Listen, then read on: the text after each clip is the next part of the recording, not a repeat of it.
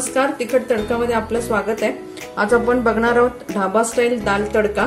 त्यासाठी मी इथे तुरीची डाळ घेतलेली आहे आणि ही थोडी मुगाची डाळ आहे। ही 1 वाटी आहे, पाऊण वाटी आहे। इथे एक कांदा आहे बारीक चिरलेला, मीठ, लसूण बारीक चिरलेला आहे, आलं बारीक चिरलेलं आहे, एक हिरवी मिरची आहे, हळद, हिंग आहे आणि आलं लसणाची पेस्ट आहे। आता आपण पहिले ह्या दोन्ही डाळी स्वच्छ आपण धुवून घेणार आहोत आणि आपण ह्या शिजायला टाकू। जनरली सगळे लोक मसूरची पण डाळ घेतात, पण मी काही घेतलेली नाही, तर तुमच्या आवडीप्रमाणे तुम्ही मसूर पण घेऊ शकता याच्यामध्ये। तर आपण आता ह्या दोन्ही डाळी एकत्र करून स्वच्छ धुवून घेऊया। इथे मी डाळ 2-3 वेळा धुवून घेतलीये पाण्याने। त्याच्यामध्ये आपण हळद आणि हिंग घालूया, एक हिरवी मिरची, ही एक मोठी मिरची आहे, तिचे मी 2 करून घेतलेत म्हणून 2 मिरच्या बोलले, थोडंसं आलं। आता आपण याच्यात थोडंसं मीठ टाकणार आहोत आणि आता आपण ही शिजायला ठेवूया। इथे मी गॅस चालू केलाय।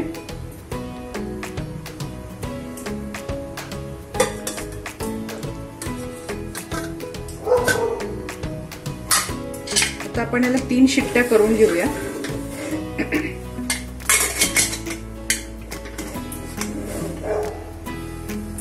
इथे आपली डाळ आपण शिजवून घेतली आहे। आपल्याला जास्त घोटायची नाही ती, त्याचे कण राहिलेच पाहिजेत तसे, म्हणून मी घोटलं नाहीये तिला। इथे मी पॅन मध्ये तेल तापत ठेवलंय,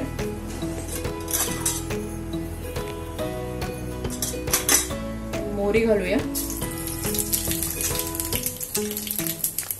जिरं, आलं लसणाची पेस्ट घालते,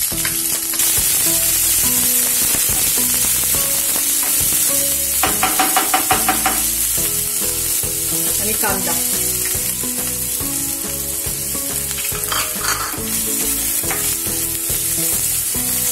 आपण एकदम सोप्या पद्धतीने करणार आहोत दाल तडका, पण खूप छान लागते। तर हळद हिंग शिजतानाच घातलं होतं म्हणून मी इथे घालत नाहीये।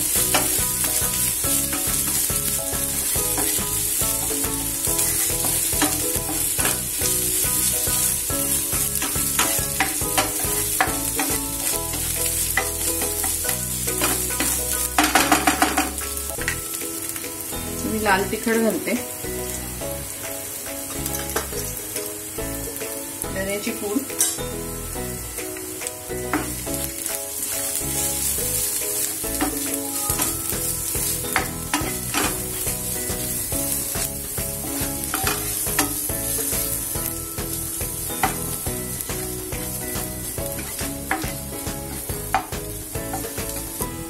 तर आपण आता डाळ ह्याच्यामध्ये ओतूया।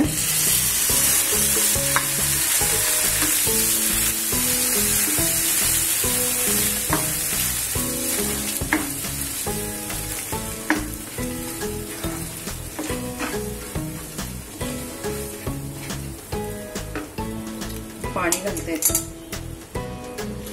पाणी घालूया।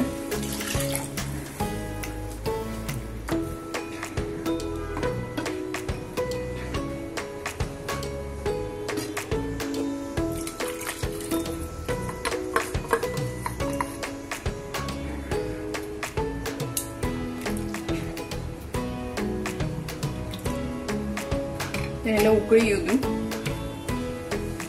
पण आता शिजताना थोडं मीठ घातलं होतं, मी आता बाकीचं मीठ आता घालते।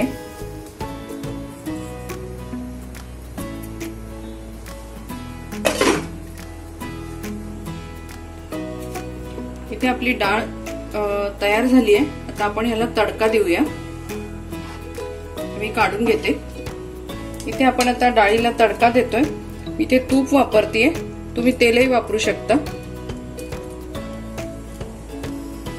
इथे मी चिरलेलं लसूण टाकते,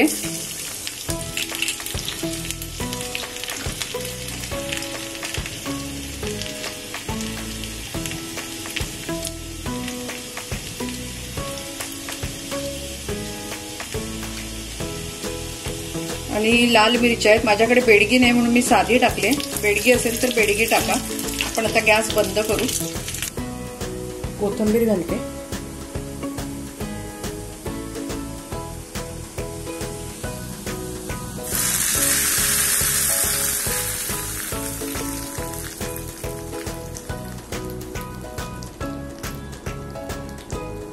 इथे आपली ढाबा स्टाईल दाल तडका तयार झालेली आहे.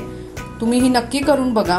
ही तुम्ही पोळी, पराठा, जिरा राईस याच्याबरोबर खाऊ शकता. खूप छान लागते. सोपी, अगदी सोप्या पद्धतीने आपण केलेली आहे, पण चव अतिशय उत्तम येते. तर तुम्ही नक्की करा. तुमचा अभिप्राय आम्हाला कळवा. तसंच अजूनपर्यंत चॅनलला लाईक केलं नसेल तर लाईक करा, शेअर करा, सबस्क्राईब करा. फेसबुक आणि इंस्टाग्रामलाही भेट द्या. परत आपण भेटू एका नव्या रेसिपी बरोबर. धन्यवाद.